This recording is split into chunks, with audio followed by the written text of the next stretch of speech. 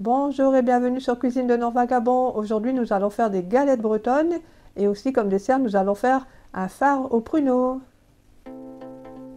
Alors pour faire la recette des galettes ou des crêpes, selon la région en Bretagne, on ne les appelle pas pareil, il nous faudra 250 g de farine de blé noir, 50 centilitres de lait, 25 centilitres d'eau, un œuf et une demi-cuillère à soupe de gros sel.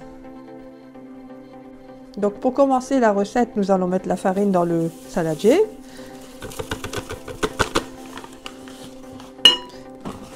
Avec le sel, bien sûr.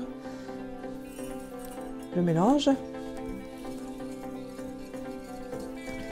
J'essaye de faire un petit puits et ensuite je vais ajouter l'œuf entier. Donc pour voir si l'œuf est frais, là je l'ai coupé à l'avance. Bon, normalement ne vous inquiétez pas, il est frais, mais il y a une petite astuce, c'est pour ça que je vous montre. En fait, il faut savoir que le jaune d'œuf est bien au milieu. S'il reste bien au milieu, ça veut dire qu'il est bien frais. Donc là, c'est parti. Je mets l'œuf. Et tout doucement, je vais incorporer l'eau et le lait. Alors bien sûr, il y a beaucoup de recettes selon les régions. Alors ici j'ai suivi la recette du paquet de farine qui m'a été offert par Manon. Merci beaucoup Manon.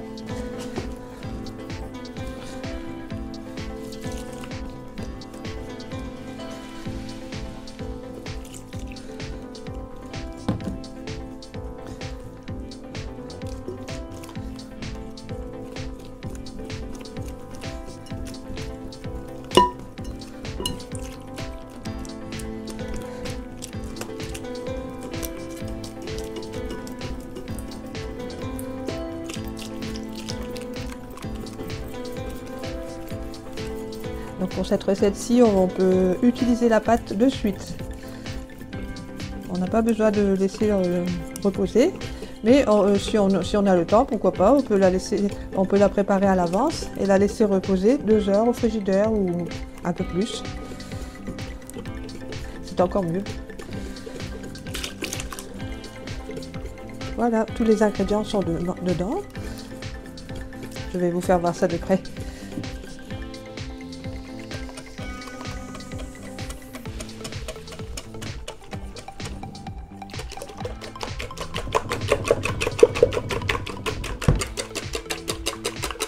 Alors pour faire les galettes complètes, j'aurai besoin de jambon à lamelles, de l'emmental râpé et un œuf entier. Et pour faire le culottage du bilic, j'aurai besoin de saindoux. Et ensuite, on va pouvoir aussi appliquer de l'huile, comme ceci. Donc pour voir si le bilic est bien chaud, je prends un peu d'eau avec les doigts, hop, et je mets sur le bilic, vous voyez? Donc là, il est parfait, il est bien chaud. Si vous ne possédez pas de bilic, alors à ce moment-là, vous prenez une poêle assez grande aussi et vous la laissez chauffer au moins 5 minutes avant préparation. Puis, vous allez pouvoir baisser le gaz ou le feu, comme vous voulez. Donc pour le bilic, je remercie encore Jean-Claude Léon, un abonné et ami, bien sûr, et je lui fais des gros bisous. Donc là, je vais procéder au culottage. D'abord, je vais appliquer du saindoux. Bien graissé.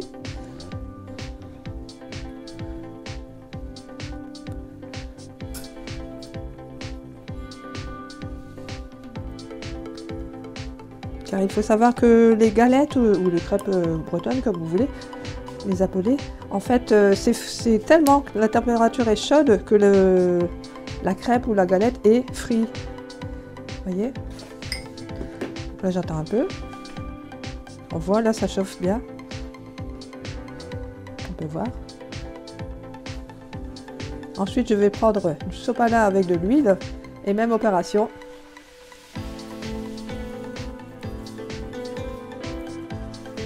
Comme ceci. Alors, il faut faire extrêmement attention car c'est très chaud.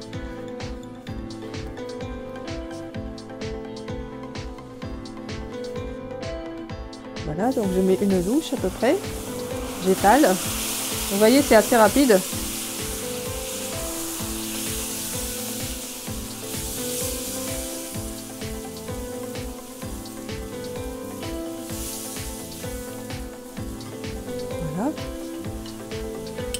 commence à détacher, décoller un peu sur les côtés, comme ceci.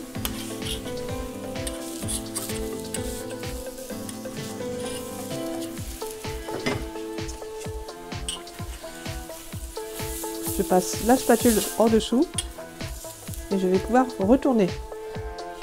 Hop. Voilà.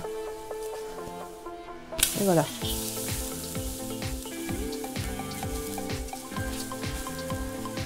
Comme ceci. J'attends quelques secondes. Alors moi je vous conseille de cuire toutes les galettes avant de les garnir.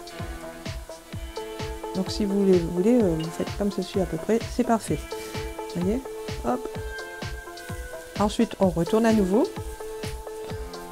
Voilà. Et on va pouvoir procéder à la garniture. Alors pour cela je mets l'œuf entier comme ceci à l'intérieur. J'étale le blanc d'œuf en laissant le jaune d'œuf au milieu. Vous voyez, comme ça le blanc d'œuf à l'occasion de bien cuire rapidement aussi, car le but c'est de ne pas cramer non plus la pâte.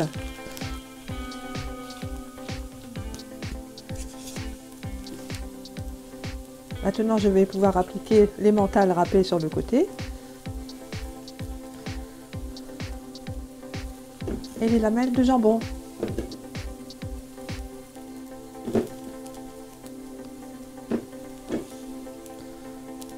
Comme ceci.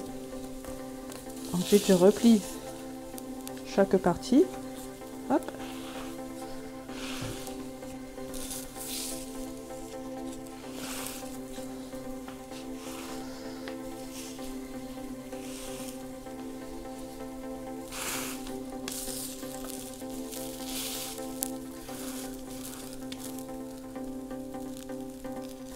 Un peu de sel légèrement et un peu de poivre comme ceci. Je mets sur l'assiette.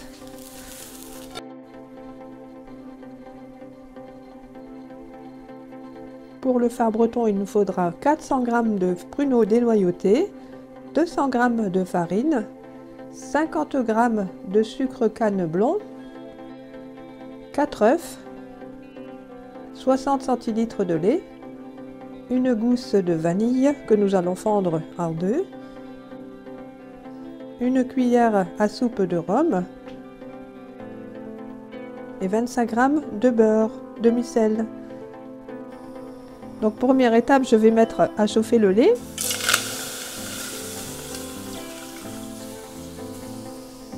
Je vais mettre le beurre. Et ensuite, une fois que j'ai fendu la vanille en deux, je vais récupérer les graines à l'intérieur, comme ceci, avec le couteau, vous voyez, et je mets dans la casserole. Et je laisse infuser avec la gousse directement, et je laisse chauffer tout doucement, en faisant attention que ça ne déborde pas. Pour le phare au pruneau, je mets les œufs entiers, comme ceci, je les casse. Ensuite, j'ajoute le sucre, je mélange bien.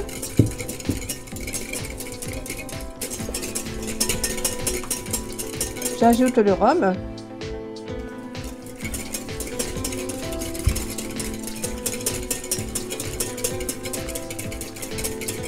Et petit à petit, je vais ajouter la farine.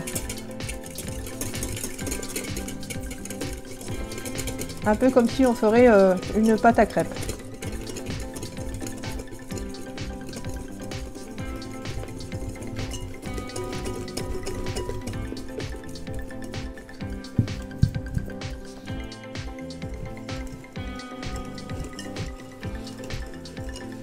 Et ensuite, je vais ajouter le lait chaud. Petit à petit, j'ajoute le lait chaud.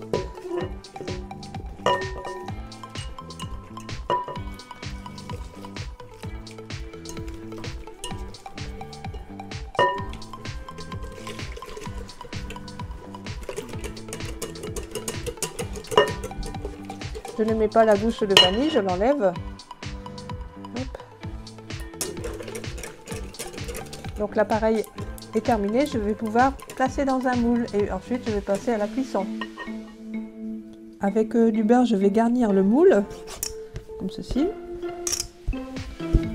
bien généreusement, comme ça.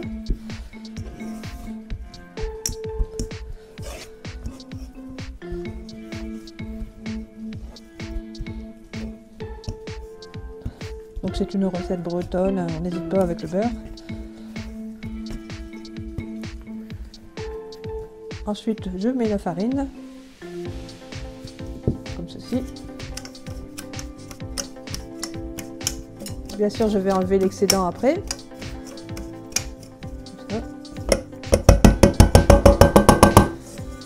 Voilà. Et je vais pouvoir placer tous les pruneaux par en dessous du plat, comme ceci. Je les étale bien comme il faut.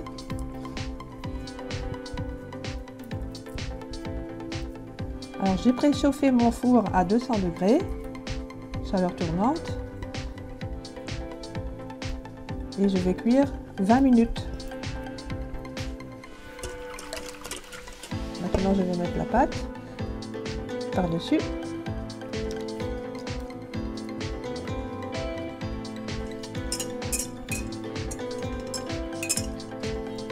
Alors avant, bien sûr, pour les fards bretons, il n'y avait pas de pruneaux. Mais après, on a pensé que c'était bien d'en mettre parce que pour la nutrition, bien entendu, pour le côté nutrition, et aussi, c'est très bon, quoi. Voilà, il ne reste plus qu'à enfourner pendant 20 minutes à 200 degrés à chaleur tournante. Ensuite, au bout de 20 minutes, je vais baisser le four à 170 degrés et je vais rajouter 10 minutes de cuisson. Je viens juste de démouler le gâteau, je vérifie encore s'il est bien cuit. Impeccable. Il ne reste plus qu'à servir. J'ai coupé une part. Regardez, il est magnifique.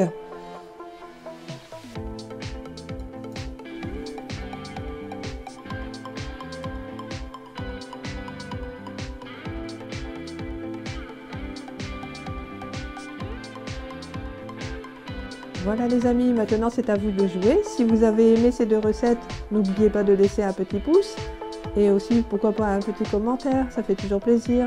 Sur Cuisine de Nord Vagabond, n'oubliez pas de vous abonner pour suivre mes autres recettes. À bientôt les amis.